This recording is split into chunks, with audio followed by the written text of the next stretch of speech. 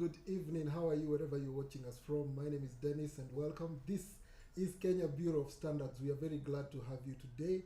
Thank you for watching. Asante kwa kuchukua muda wako. I know it's wakati ya jam, it's traffic hour, you're going home, you're in your office, uko kwa nyumba. Wherever you are watching this episode from, welcome. This is Ask Kebs and the hashtag is Ask Kebs. Tuulize maswali. Tuko hapa kujibu maswali yako. We want to make sure that you are umejibiwa maswali yenye umekuwa ukitaka kuuliza Kenya Bureau of Standards. You want to learn about what we do, how we affect your day-to-day life, things that we as an organization can be able to affect or rather improve in your day-to-day life. Leo ndio siku tunakupatia majibu. The hashtag is Ask Kebs. So last week we talked, or rather when we had the last Ask Kebs episode, we talked about a process called quality assurance. We featured anaitwa Kivengea. She talked to us about the process ya quality assurance. Today we'll be having a very interesting episode. We'll talk about imports. Tunataka tujue when things are coming from outside Kenya, how do they arrive into this country and you find them in your shelves? When you're buying things from the supermarket, when you're going out there and probably driving cars, where do they come from? How do they even get to you? Where does KEBS come in? Is there a process that we are involved, or rather, how does that process look like? Wewe mwenye unataka kuanza biashara ya imports, you want to bring goods say from Dubai, you want to bring mitumbas, you want to get to bring things from China. How does that process look like for you, and how does KEBS really affect that process, or rather get involved? So that is what we are here to do. The hashtag will be Ask KEBS, so tunataka maswali. We need your questions. We'll be here to answer them. So please retweet, share, subscribe, follow, do everything you can do on that platform, but do not leave that platform, because this is Ask KEBS and the hashtag will be Ask KEBS. So yes, imports. It's what we shall talk about today. So to help us break down that process, your process, your imports, we need experts, or the people who are involved in that process. And Kenya Bureau of Standards is not short of that. We have enough experts, and today we are glad to have one of them who will be telling us more about that process, how it looks like, what it is all about. So welcome to Ask KEBS. You are our very esteemed guest to this episode, and we are very happy to have you in this episode. Karibu sana. Thank you. So Dennis. who are you and what do you do in KEBS? So Dennis, my name is Benson Bundi. Uh-huh. I'm the manager in charge of a process we call PVOC. PVOC. Yes. Sasa umeshaanza kutucomplicatea. What is that all about? Start from PVOC ni nini? Dennis, PVOC ni jina kubwa tu ambayo inamaanisha you inspect the goods before they come into the country. You inspect those imports at the country of supply before they come here. So pre-export verification of conformity, PVOC. There we have it. Pre-export and verification of conformity. Sasa tuko in the same bus. So that's what you do at KEBS? That's basically what I do at KEBS. How does your day look like? What do you... Okay, sawa, PVOC, yes. What is that all about then?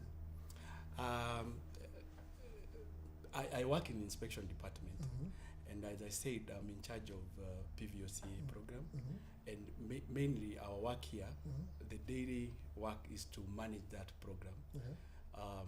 We answer to queries from the general public. If you have issues with our inspection companies abroad, then we are there to assist you. So you're the people who, in case you have any problems when the imports are niko pale kwa port na clear vitu nimekwama, it's you to talk to. Exactly. Okay. Yes. So now we are talking about imports. You know, kuna watu sahi wanasema tunataka kutoa vitu Dubai, nataka kutoa vitu Uganda, Tanzania. When we talk about imports, I know actually we need to first of all probably break the two and differentiate what are imports and exports for anyone who probably doesn't know the term exports. Start from there. Imports. Yes. Import is bringing in goods, in taking goods away into another country from, like now if you are taking avocados, Mhm. a common product, Hash. yes, Uh-huh. to UK. Yes. You are exporting to UK. So you It's are a an Kenya, exporter. Yeah, Kenya exporter to UK. Uh-huh. Import. If you are bringing what is this? Cars from Japan. Mhm. You are bringing a car from Japan. You are importing a car from Japan to Kenya. So Now- that's the difference. So now, everything that then comes into Kenya from the territorial borders of Kenya, ikishapita ingie Kenya, that's an import. That's an import. Okay. So then everything then we see out here that has probably then not been made in Kenya is an import. Exactly. Okay. So then let's talk about how do then these goods come into Kenya and where does KEBS then come in? Okay, thank you. Now, the process of import starts by identifying a supplier. Maybe you are in need of a car Mm-hmm. and you have sourced locally, maybe the prices are a bit high here, and then you go to the website and you find that in Japan the price are almost like half of what you are getting here. Mm-hmm. So then from the website you have identified a supplier in Japan. So that is a supplier. Sasa tumepata supplier. Japan. Uh-huh. Supplier kwa Japan. So huyo supplier ni mimi nimemu-identify kutoka Kenya. Yes. Okay. Go on. So now you're becoming a potential importer. You're not yet an importer yet. You are not yet an importer. Uh-huh. So you are a potential importer. Uh-huh. So what happens when you identify a supplier in China, Uh-huh. you start communicating with you start negotiating with the supplier. Hiyo gari imeona sijui 2000 USD. No, that is too high for that model. Uh-huh. So you negotiate up to a certain you say, let's say 1500 Yeah. model of a car, yes. Uh-huh. Then Uh-huh. you are required to ask that supplier to send you a pro forma invoice. So the first document that you get out of this process, forma invoice. So this is an invoice saying that I will sell you this car at this much. Yes, I will sell you this car at this much, and it itemized the goods Mm-hmm. that you intend to buy Yes. and the cost of those goods.